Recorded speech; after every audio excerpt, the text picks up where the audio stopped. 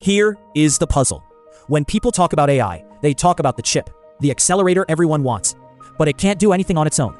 And at the same time, the orders keep flooding in. Every one of those chips has to live inside a server, a box with power, cabling, and increasingly serious cooling. And AI has pushed this to whole rack scale, where dense racks of accelerators get built and cooled as a single unit.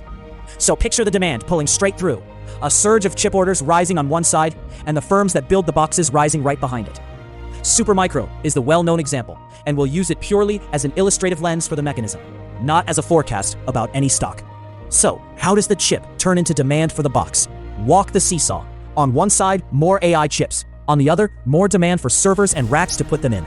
Because each chip ships inside something a builder has to assemble, wire, power, and cool. As the chip side gets heavier, the build side rises with it. It's a tight one-to-one link. You can't deploy a new accelerator without a place to run it. And here is the underrated part.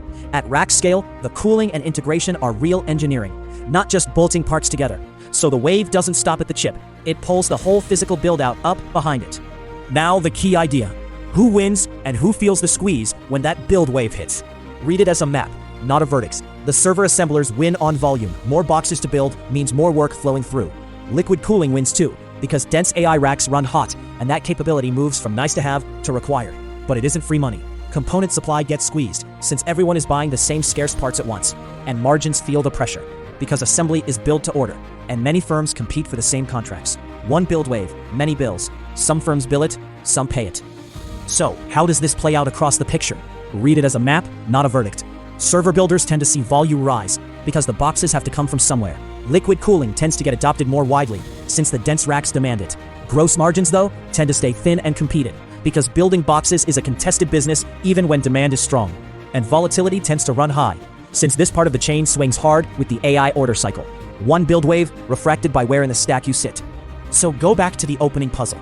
Everyone watches the chip, but who builds and cools the box it has to live in? And is that a good business? The lesson is this. The chip is useless until it's housed, powered, and cooled. So a chip boom is always also a box boom. That part of the stack scales fast and rides the same wave, which is the upside. But it's built to order and crowded. So even in a boom, the margins are thin and contested. That's the catch. The mechanism doesn't tell you which firm wins. It tells you that the unglamorous job still has to get done. This is an explainer, not advice. Verify the specifics yourself. Everyone watches the chip. Someone still has to build the box around it.